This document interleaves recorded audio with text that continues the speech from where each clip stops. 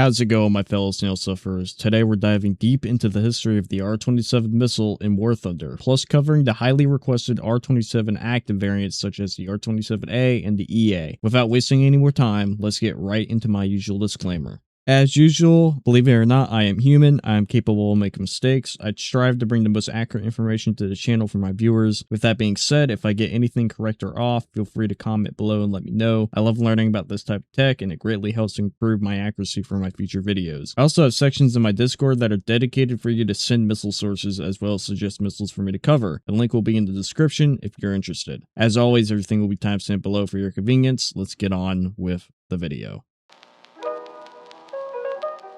The Vempel R-27, or the NATO reporting name AA-10, is a medium to long-range air-to-air missile developed by the Soviet Union. As of 2026, this missile remains in service with the Russian Air Force as well as air forces of the Commonwealth of Independent States. The R-27 features a multitude of variants ranging from semi-active radar to infrared to passive seekers, and of course, the active radar variant, which we will discuss in detail. Today, we'll cover every model with a brief history of all of them, concluding with the paper missile known as the R-27EA. The Vempel R-27 was the first modular missile design in the Soviet Union. Its performance through history was subpar, but the few times it did work, it by far outshined any other air-launched semi-active radar missile in history. This missile made a name for itself as one of the earliest missiles to combine inertial navigation with data-link semi-active guidance. The R-27 series was extremely modular, allowing for almost any type of seeker head, from infrared to semi-active radar, all the way to passive homing seekers and potentially active radar variants. The first motor designed for the R-27 found on the R-27R series had a poor acceleration and average range when compared to other SAR missiles of its time like the AIM-7M. However, the extended range booster found on the R-27ER and ET was a major upgrade for the missile, giving it some of the fastest acceleration and kinematic ability in real life and in game.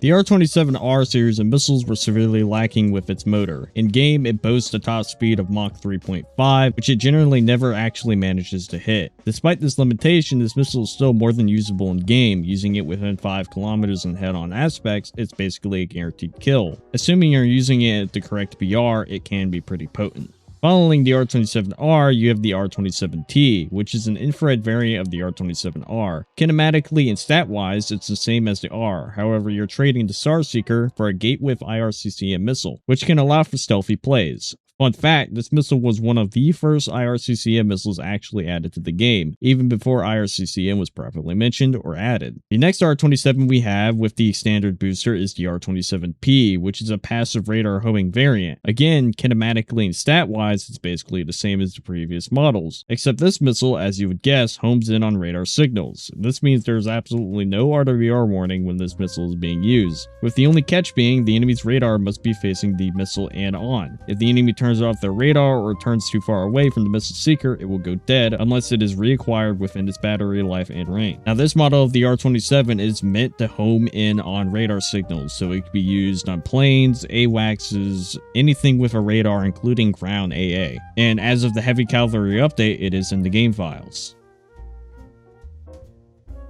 Now, if you take everything about the original R-27 we mentioned and inject it with a suspicious stew, all of a sudden you have one of the most cracked missiles to ever be inside of War Thunder, even compared to the modern active radar age. This missile is so good, in fact, you'll commonly find flankers still using it at the highest battle ratings in the game.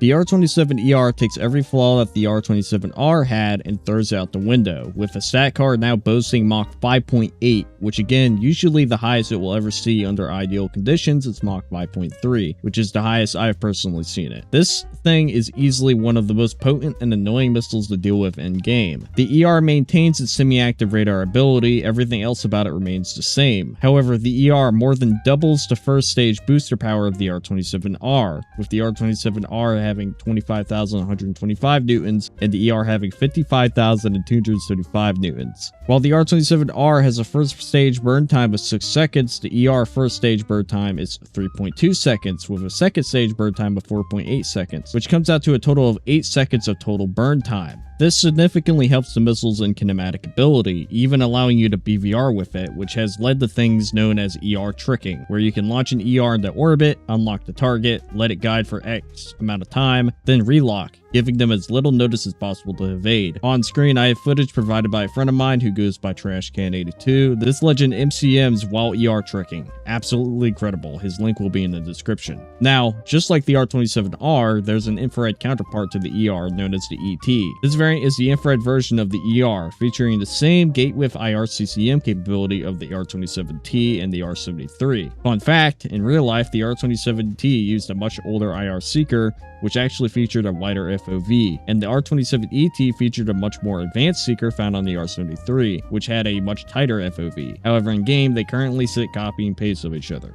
Unlike the R-27T, the ET is a much more capable missile. While there are mixed opinions within the community, this missile can be used for crazy far stealth shots where the enemy has no idea anything is fired. I found it's best to use this missile on things that lack maul, that are not around a heavily contested area where they may flare it off on accident. The next R-27 is the R-27EP, which, just like its older brother, is a passive homing variant of the R-27 with an extended range booster. It features the same advantages and disadvantages as every passive radar homing missile. If the target turns its radar off or gets out of sight of the seeker, the missile will go stupid until it's able to reacquire the target. The missile doesn't give any RWR tone due to it being an anti-radiation missile, and it's generally considered an AWACS killer missile. This variant is also coming to the game, or at least in the game files. Finally, we have the R-27EM, which was a proposed upgrade of the R-27. However, it never entered production or operational service. This missile sought to enhance its capabilities further, mainly against low-altitude targets. It was meant to heavily improve performance against sea-skimming anti-ship cruise missiles, as well as low-flying aircrafts or other threats near the surface or water. It would use the RGS-31 seeker, which was the inactive radar seeker, but this missile is listed specifically as a semi-active radar missile, so it likely used the upgraded seeker with SAR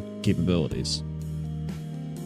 Now for the section you all have been waiting for, the active radar R-27s. The first model of the proposed active radar R-27 would be the R-27A. Despite all accounts, the only model of an active radar R-27 that has ever been produced and properly tested was the R-27A. This missile failed to leave the prototype stage as funding would end up being diverted to the R-77 missile. However, the R-27A did receive 12 test flights and 2 guided launches between 1985 and 1986, meaning this variant under Gaijin's current rules can technically be added. So, what were the capabilities of this missile? The R-27A is literally an R-27R with an active radar seeker, so kinematically you could expect very similar stats to the stat card shown on screen currently. This would mean the missile itself would be extremely lacking overall. Since this missile was mainly produced with the Mig-29s and earlier flankers in mind, you could potentially see this added as a lower tier missile as a potential event jet.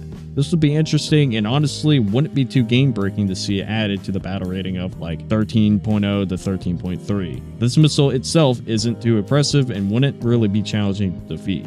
The R-27EA. Where do we begin? This variant of the R-27 takes the aspect of the R-27A and puts it on an R-27ER booster. Conceptual work on this missile began around 1983, parallel to the efforts of the R-27A. The goal was to make the ER an active radar missile. This means it reused the same powerful solid fuel motor from the ER while integrating the active radar seeker derived from the R-27A, with some sources pointing at it drawing inspiration from the R-77 seeker. The issue with the EA, which is heavily debated, is that unlike the R-27A, the EA remained mostly in concepts and or prototype stage. No full-scale production or widespread operational testing was ever done on the EA as far as we know. Ultimately, this missile will be cancelled in 1989 alongside the R-27A. The reasons I could find were due to technical challenges such as miniaturizing a reliable active radar seeker for the era, economic pressure in the late Soviet period, as well as a huge prioritization to focus on more modern and freshly produced R-77s. With that being said, we can still discuss what it would be like to receive an R-27EA in War Thunder. The R-27EA would easily be a higher tier weapon, 14.0 at the minimum, I would hope, of course. The reason being is just down to the already insane capabilities of the ER.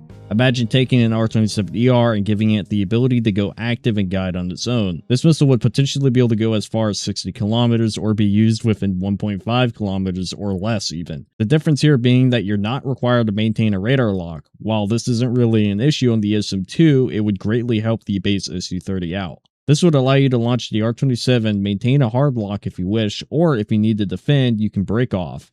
Combined with its insane acceleration we talked about before, you have one hell of a missile that is capable of completely decimating the lobby. I can only imagine what tournaments would be like with this missile. Now, if we saw the addition of the R-27EA, this would open the door to a whole line of prototype and experimental based missiles. This would also cause a lot of issues balancing wise. Would Gaijin model it how they would model every other radar seeker and make it the same radar sensitivity, or would they make it weaker? Let me know what you think in the comments. Alrighty everybody, as per usual, I'll give my final thoughts on the subject. I honestly believe it would be cool to receive the R-27 actives, even if it's a bit scary looking from the outside. Not only would this open the door to the mentioned prototype missiles, I believe it would be a great event or even tech-tree missile. The only issue is balancing. The Russians already get very strong up-close and BVR missiles in the form of the R-37-1. How could Gaijin justify the addition of this missile to the game? As always, I always push for the most balance possible. Let me know what you think in the comments. Anyways, that's all I have for you, my fellow snail sufferers. I hope you enjoyed this video. It has been highly requested over the past 10 or more videos, and I hope that I was able to fix your thirst for the video on it. Thank you everybody for watching. If you enjoyed, consider hitting that like button. Maybe consider subbing, as we're less than 100 subs away from 3,000, which is absolutely insane to me. I never thought we would make it this far. Anyways, y'all, I'll see you in the next one. Have a good one.